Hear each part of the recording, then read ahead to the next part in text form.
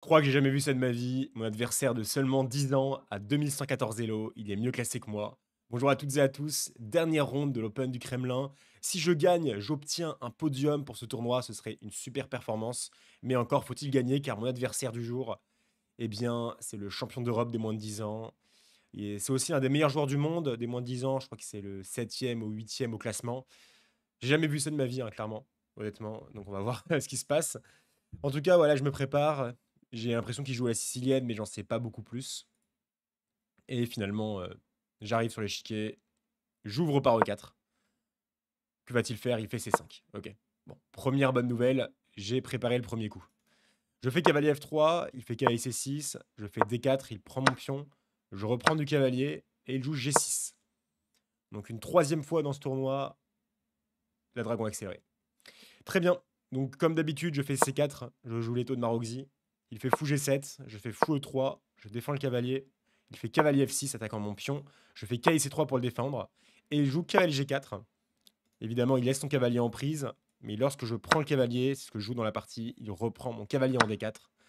Je fais dame D1. Alors dans la partie précédente, on m'a joué cavalier C6. Cette fois-ci, il joue cavalier E6, le coup principal. Donc le cavalier est attaqué par le fou. Je fais donc tour C1 pour le défendre. Et il joue petit roc. Et cette fois-ci, petite amélioration par rapport à la dernière partie. J'avais placé mon fou en E2. Ici, je décide de l'amener en D3 en me disant que ce sera plus fort, plus utile. Enfin, c'est ce que j'ai préparé de toute façon lorsque j'ai analysé ma dernière partie. Et là, il joue B6. Alors B6, évidemment, j'ai déjà vu cette idée plusieurs fois avec fou B7. Mais dans mes souvenirs, ce n'est pas la ligne principale. Je fais petit roc, il fait fou B7. Et commence déjà un premier temps de réflexion d'une quinzaine de minutes où j'essaye de me rappeler de la théorie, tout simplement. Et ok, ici, face à fou B7, je décide de jouer dame D2.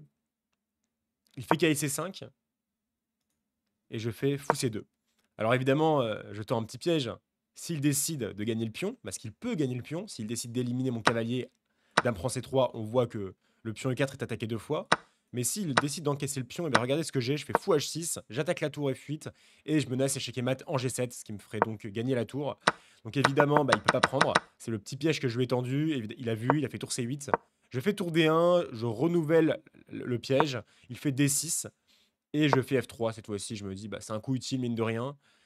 Il fait cavalier E6, ok. Donc là, je dois trouver un plan a priori.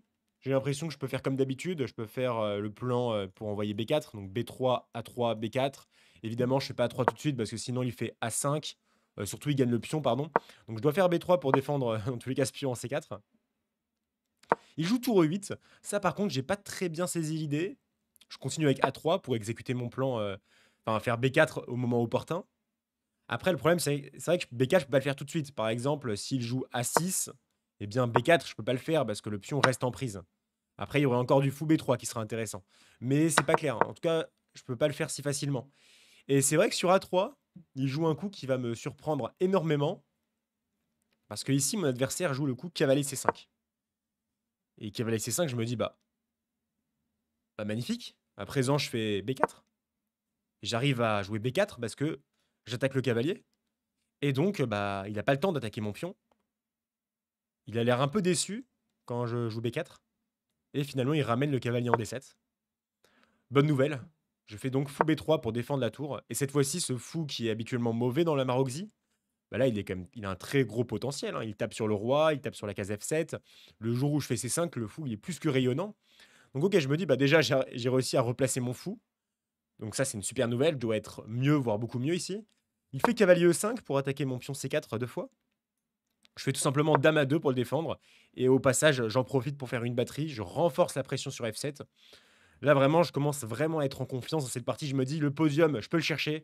Encore faut-il continuer. Il fait dame C7 pour renforcer la pression. Et cette fois-ci, je panique pas. Ce pion est attaqué trois fois, certes. Mais il n'est pas si facile à prendre que ça. Je fais simplement tour C2. Et la subtilité, c'est que sur cavalier prend C4, et bien là, j'ai cavalier B5 qui attaque la dame. Et le cavalier qui est attaqué trois fois. Donc la prise en C4 n'est pas possible. Il fait donc dame B8 à la place. Et je fais tout simplement H3. Coup utile. J'ai un plan concret, hein. L'idée, c'est de faire F4 pour chasser le cavalier. Mais lorsque je fais F4, j'ai pas forcément envie d'être confronté à cavalier G4 pour attaquer le fou. C'est pour ça que je fais H3 pour empêcher le cavalier de venir en G4. Et là, je commence à me dire, ok, là, tu as une belle position.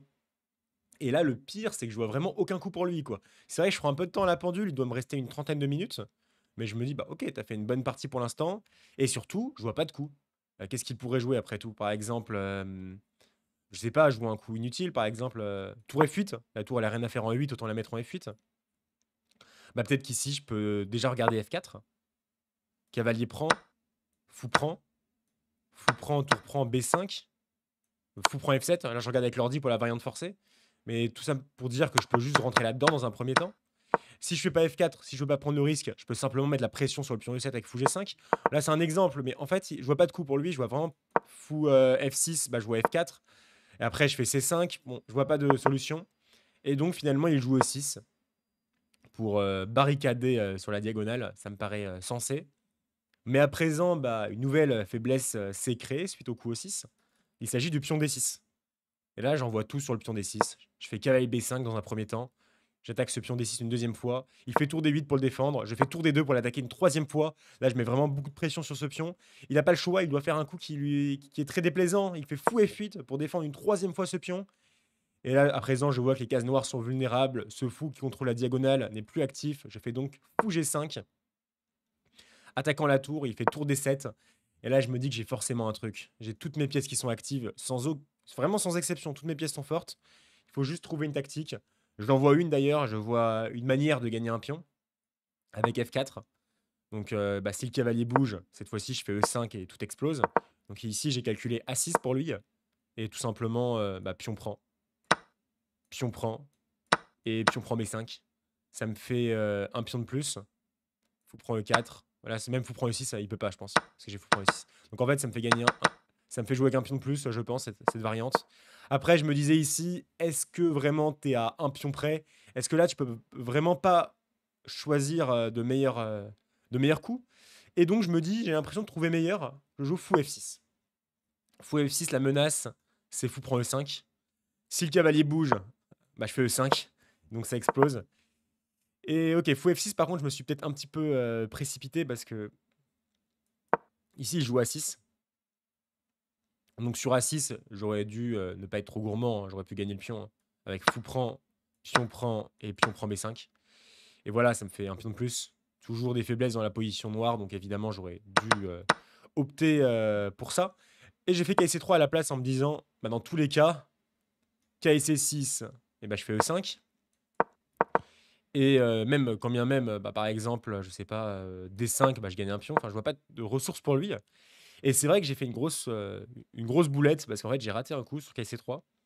Un coup auquel je n'avais absolument pas pensé, c'est tour C7. Et tour C7, d'un coup, c'est pas clair parce que, ok, peut-être que ce pion, bah, déjà, je peux pas le prendre tout de suite. Mais en fait, il a beaucoup de contre-jeux sur le pion C4, mine de rien. Et par exemple, tour D4 pour le défendre, ils peuvent jouer B5. La partie continue, c'est loin d'être facile encore. Donc là, j'ai eu du bol sur KC3 qu'il ne fasse pas tour C7. À la place, il fait fou G7 pour simplement défendre le cavalier par rayon X. Je fais donc fou prend G7, roi prend G7. Alors, j'ai certes pas gagné un pion, mais cette fois-ci, ma position est toujours écrasante. Je fais F4, je chasse le cavalier qui revient en C6 et je replace la dame en B2, en vis-à-vis avec le roi adverse. Franchement, si je trouve pas un truc dans ce tournoi, roi G8, cavalier A4 à présent, je menace cavalier prend B6, fourchette. Là, je me dis, le podium est à deux doigts, il faut juste que je continue à trouver quelques bons coups et c'est terminé. Il me faut peut-être 3-4 coups et c'est fini. Il joue dame C7 pour défendre le pion. Et évidemment, sur ça, j'ai trouvé une idée très forte pour continuer. Je fais C5. C5, il me reste seulement 17 minutes à la pendule. Mais là, je pense avoir trouvé le coup de grâce. Ici, hein, pour vous montrer, bah, s'il prend, évidemment, la tour se trouve derrière. S'il pousse, je fais cavalier B6, je fais une fourchette. Et s'il prend mon pion, c'est ce qu'il fait dans la partie, je fais cavalier prend C5. J'attaque la tour. La tour bah, qui peut pas rester en D8 parce que sur tour D8, eh bien, je peux faire cavalier prend E6. Pion prend E6, fou prend E6 pour vous montrer les variantes. Roi F8. Là, je peux faire dame H8. Là, ça va mater, c'est sûr. Enfin, même pas besoin d'aller jusqu'à la fin, c'est sûr que ça va mater. Donc, évidemment, cavalier prend E6, c'est une trop grosse menace. Il fait donc tour E7 pour parer le sacrifice. Et là, tour prend D6. J'ai un pion de plus. J'ai un cavalier monstrueux. Une tour monstrueuse. Le contrôle de la colonne D. La dame qui contrôle les cases noires. Le fou qui est sur la. En fait, toutes les pièces sont placées parfaitement. Je commence à me dire, allez, Tu y es presque. Tu y es presque, tu as le podium. Gagne cette partie et tu as le podium. Il fait tour des 8. Et là, tour des 8, c'est, j'allais dire craquage, mais en soi, il y a peut-être pas de meilleur coup, hein, tout simplement. Mais sur tour des 8, j'ai une tactique qui permet de mettre un terme à la partie, je pense. Je vous laisse mettre sur pause. Ici, j'ai cavalier prend B7. Ça me permet non seulement de défendre la tour avec mon cavalier, mais aussi si la dame reprend le cavalier, et bien là, je peux tout simplement prendre la tour et ensuite même faire échec et mat carrément. Car ici, la dame contrôle la diagonale, donc ce serait échec et mat. Donc face à cavalier prend B7, mon adversaire qui doit jouer tour D7. Et là, je décide de tout liquider et de rentrer dans une finale avec une pièce de plus. Je fais KC5. J'ai seulement 5 minutes à la pendule, mais là, c'est une pièce de plus nette. Donc évidemment, bah là, je m'attends à ce que mon adversaire abandonne très prochainement. Il fait dame D6 et je joue tout simplement E5. Et là, mon adversaire serre la main et abandonne. Podium, vamos! Bon, c'est une bonne nouvelle, franchement, ça fait plaisir. Franchement, ce tournoi, il fait du bien après le tournoi très difficile à Alpe d'Huez. Ça fait du bien de voir que je suis capable de bien jouer, de gagner des parties. Donc, on va voir tout de suite le rapport de partie, mais ouais, quel soulagement. Donc, ouais, je pense partie quand même très précise globalement. Ouais, 89, 84, on va voir ça tout de suite. Ouais, ok, la théorie, là, j'ai envoyé, ok, tout ça, je connaissais. Je connaissais plus à partir de B6, à vrai dire, hein. Enfin, Rock, Fou B7, je connaissais plus trop. Donc, Dame D2. Ouais. Ouais, c'était bien joué, la manœuvre de... Après, avec C5, c'est une grosse faute. Après, Fou B3, Dame A2, c'était bien joué. Ouais, ok, bon. C'était une bonne partie dans l'ensemble. Fou G5, évidemment, là, j'aurais dû jouer F4. Mais Fou G5, ok, après, ça a l'air bien, Fou G5. Fou F6, ouais, Fou F6, c'est raté. Ok, C3, ça, ok, ça, c'est très mal joué, par contre. Là, j'aurais vraiment dû gagner le pion. Ouais, bon, ok, après, c'est comme ça, hein. C'est une partie, évidemment, il y a des erreurs, hein. Ok. Après, ouais, après, j'ai converti, il n'y a pas de problème. Ouais. Ouais. Non, franchement, bonne partie dans l'ensemble. Ouais, ça fait plaisir. Merci beaucoup d'avoir suivi ce tournoi. Si ça vous intéresse, j'ai créé un groupe Discord il y a pas longtemps. C'est le Discord de la communauté. On est déjà plus de 100 personnes à l'avoir rejoint. On est très actifs. Je joue des parties contre les membres. Je vais organiser des tournois, des events, peut-être animer des cours dans ce Discord. Donc, je vous invite à le rejoindre. Le lien se trouve dans la description. Et on se dit à très bientôt pour la suite. Ciao!